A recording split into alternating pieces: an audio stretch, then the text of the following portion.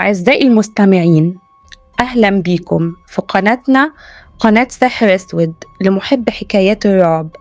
النهاردة جبنا لكم حكاية حقيقية حصلت بالفعل في فترة السبعينيات، وتحديدا في مدينة اسكندرية، وهي حكاية عروس الشاطبي، أو زي ما بيسميها البعض عفريتة الشاطبي. أسيبكم دلوقتي مع الحكاية، بس قبل ما أسيبكم ما ننساش نفعل زر الجرس والاشتراك في القناة عشان يوصلكم كل جديد في عالم الرعب. اسكندرية الجو كان غريب، في ريح خفيفة كده، والسما كانت مش واضحة، زي ما يكون في حاجة غامضة بتحصل في المدينة.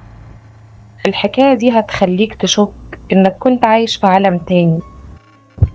أنا اللي حصل معايا ده مفيش كلام يقدر يوصفه. كنت راجع من شغلي بالليل، الساعة كانت حوالي 10، وكان عندي شوية مشاوير لسه عايزة أخلصها. الجو كان مش مألوف شوية، لكن مش حاجة غريبة يعني. الجو في اسكندرية دايما بيميل للكآبة، خصوصا بالليل، والريح كأنها بتعزف على الشوارع. قررت أركب تاكسي عشان أوصل لأقرب مكنة فلوس عشان أكمل مشاويري. طلبت تاكسي وبدأت أستناه.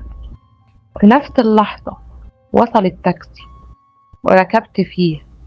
كان سواق التاكسي مش شخص غريب، كان راجل مسن شوية، وكان بيبتسم. بالظبط الابتسامة دي كانت غريبة شوية، زي ما يكون في حاجة مش تمام في الراجل ده.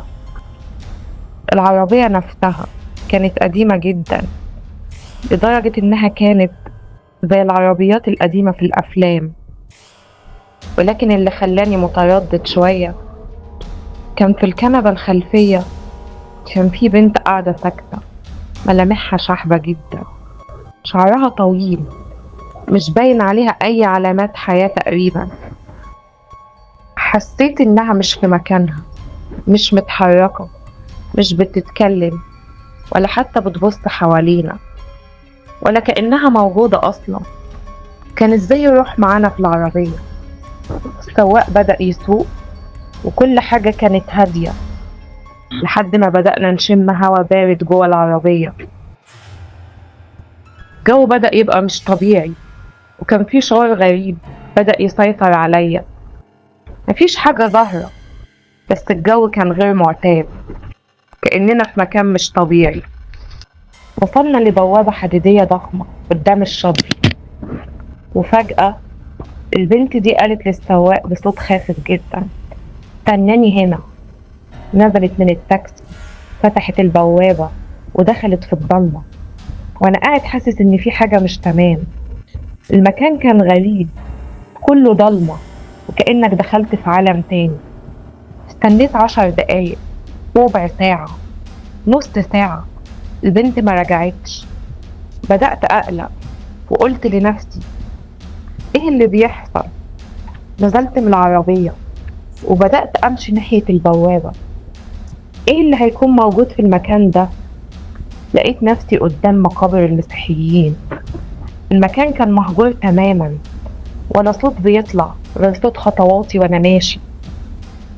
الصمت كان غريب، كان بيخليني أشك إن في حاجة بتراقبني. حسيت بشيء غريب جدا، وكان كل شيء حواليا بقى ضلمة أكتر. صرخت عشان أدور عليها، لكن الصوت كان بيرجع لي زي ما يكون صدى صوت في المكان الخالي.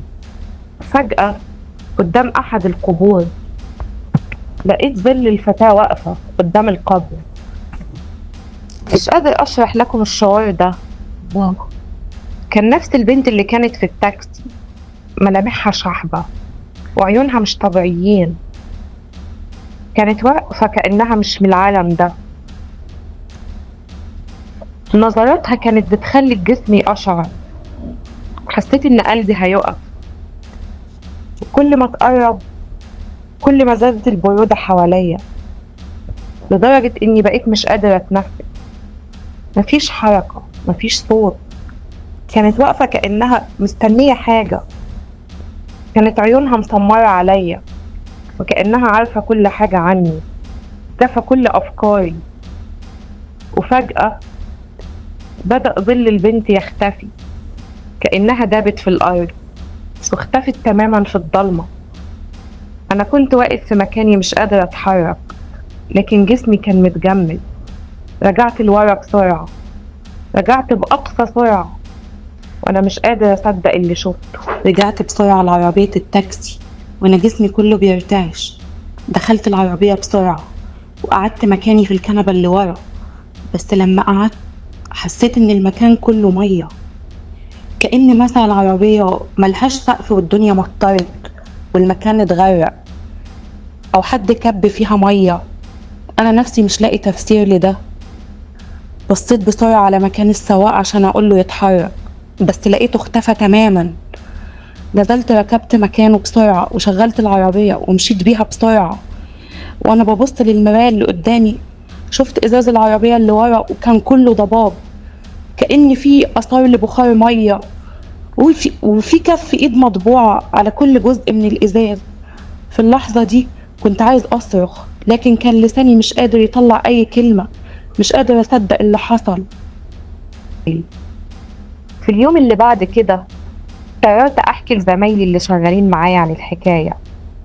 أولهم ضحكوا وقالوا لي لأ، ده أكيد متهيألك، لكن كان في منهم حسوا بحاجة غريبة وأنا بحكي القصة. قررنا نروح بنفسنا للمكان.